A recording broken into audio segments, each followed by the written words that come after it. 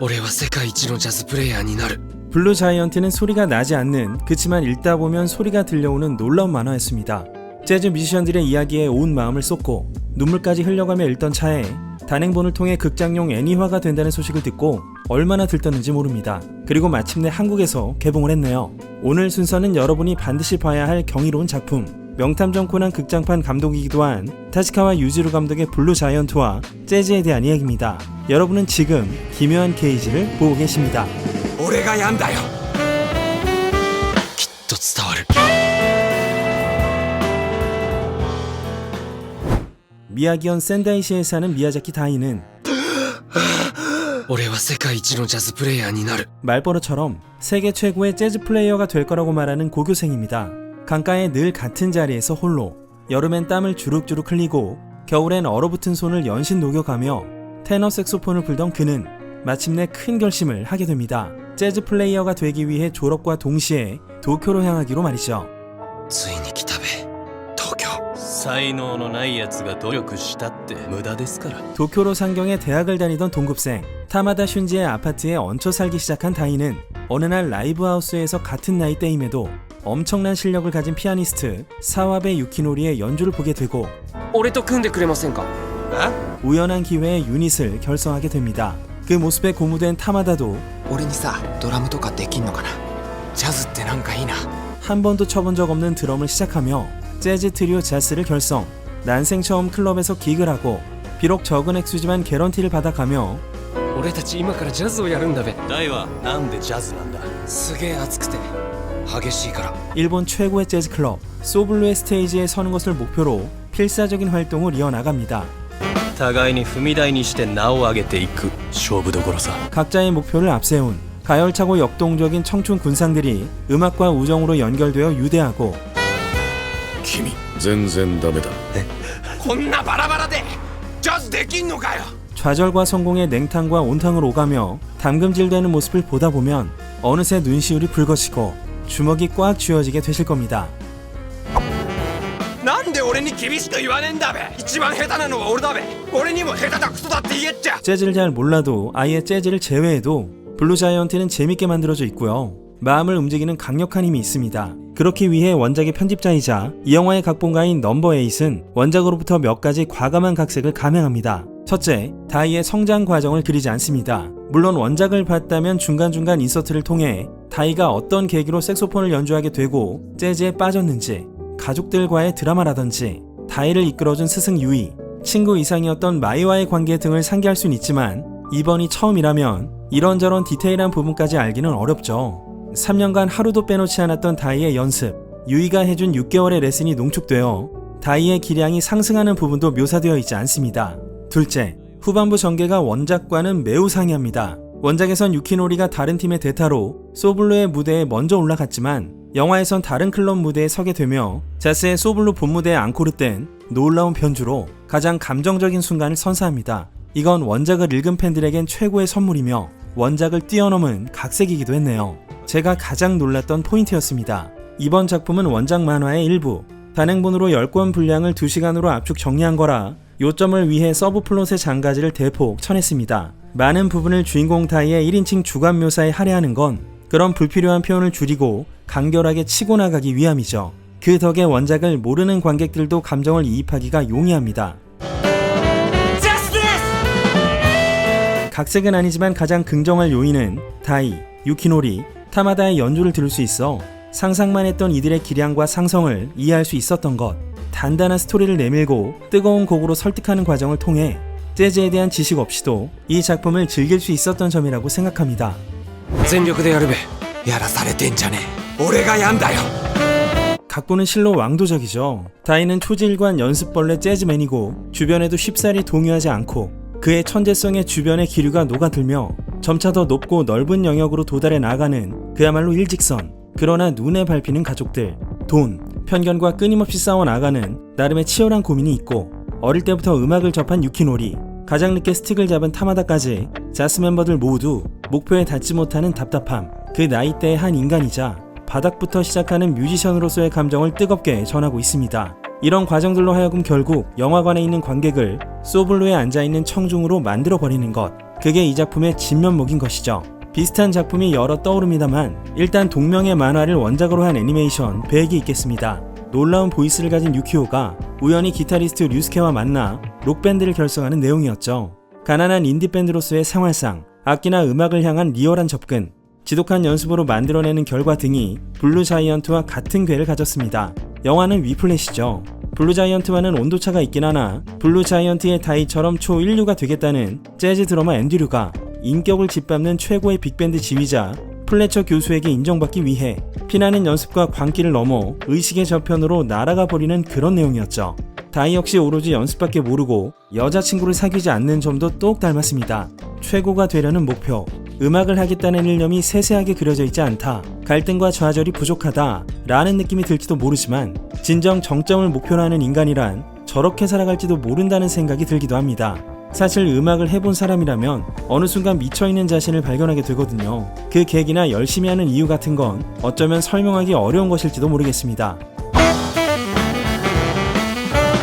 애니메이션으로서 블루자이언트는 어떨까요? 가장 큰 특징은 영화의 4분의 1 분량이 연주 장면이라는 거.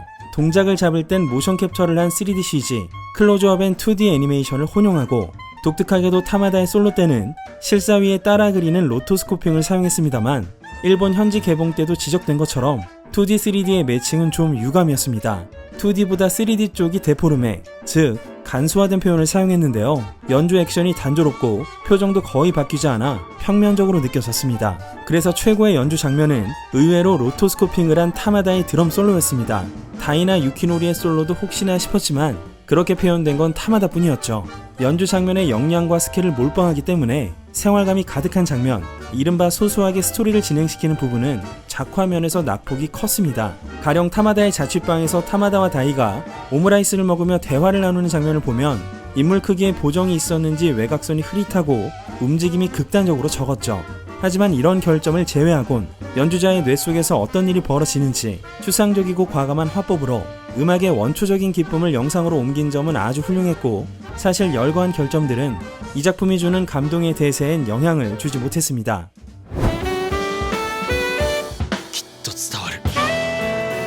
이 영화의 가장 뚜렷한 순기능은 만화에선 상상할 수밖에 없었던 그들의 연주를 아주 설득력 있는 형태로 들려준다는 점이죠.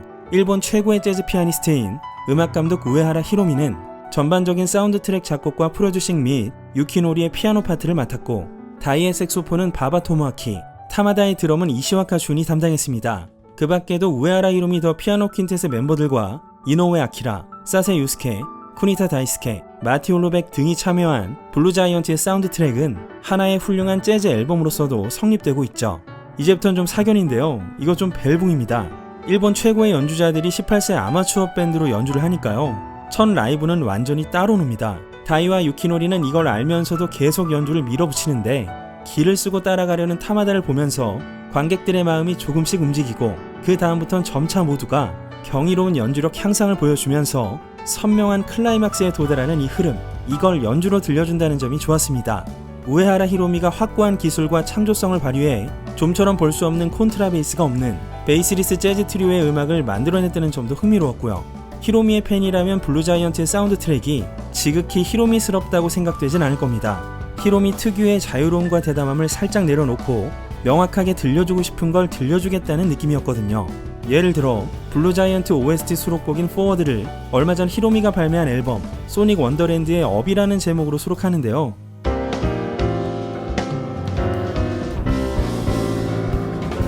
들어보면 템포나 섹션, 기교 면에서 확연하게 다른 느낌이죠. 전 이게 18세의 자스와 자스가 목표로 하는 탑 플레이어들의 차이라고 생각했습니다. 원작이나 이번 영화를 다 보면 미야모토 다이는 특정 뮤지션을 일컬어 누구처럼 되고 싶다고 하질 않아요. 그런데 들어보면 존 콜트레인이 가장 먼저 떠오르고, 우에하라 히로미의 음악 세계관을 찬찬히 들어보면 시대상이 곁들여진 세련된 콜트레인 재즈 같거든요. 전 몇 해 전 세상을 떠난 피아니스트 메코이 타이너를 정말 좋아합니다. 메코이 타이너가 존 콜트레인 쿼르텟에서 활동했었고 히로미의 플레이가 메코이 타이너와 종종 닮아있다는 생각을 했었는데요. 그런 히로미가 만든 자스의 음악이 콜트레인과 닮아있는 것, 영화 초반 다이가 탄 버스가 고속도로를 내달릴 때 존 콜트레인의 곡 임프레션즈가 흘러나오는 게 우연은 아니라는 생각이 듭니다.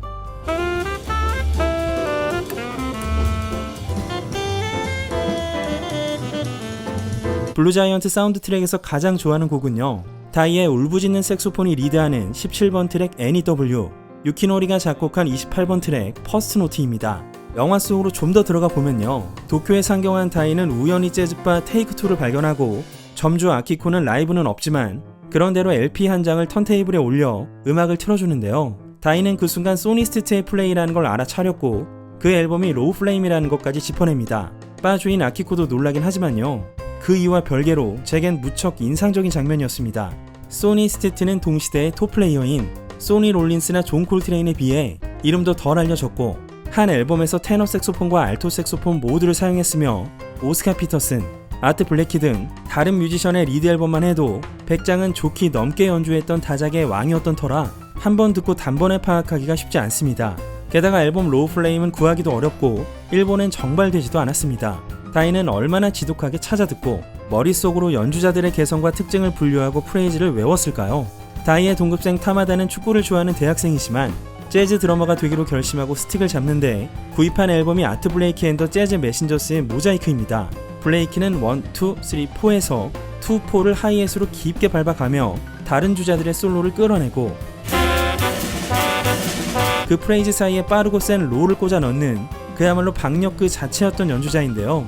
타마다가 이 앨범에 빠져 재즈의 비트감을 체득한 것도 인상적이었습니다. 그리고 유키노리를 게스트로 부른 뮤지션 프레드 실버는 영락없는 케니 가렛입니다. 케니 가렛도 10대부터 듀크 앨링턴 오케스트라, 데이니 리치몬드 밴드에 들어갈 정도로 재즈 몬스터였죠.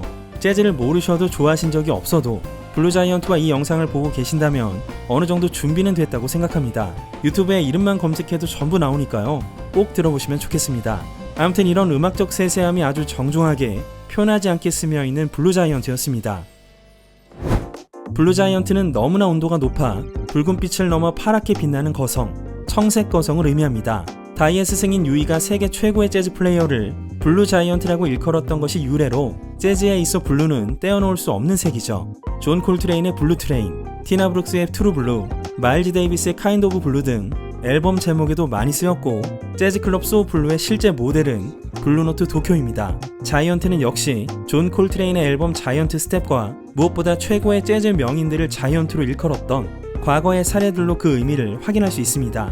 만화가 이시즈카 시니치가 이 두 개의 단어를 매치시킨 제목은 재즈에 대한 깊은 이해와 애호심에서 나올 수 있는 거였죠. 재즈도 심지어 이 영상도 그렇습니다.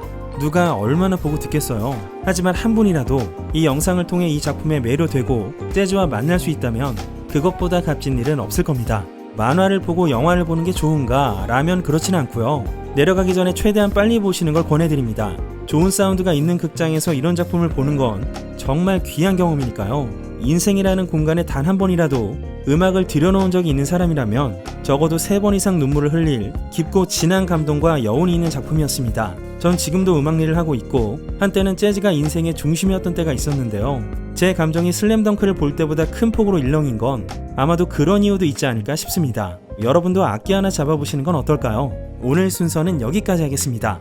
지금까지 기묘한 KG의 K였습니다. 全力でやるべきっと伝わる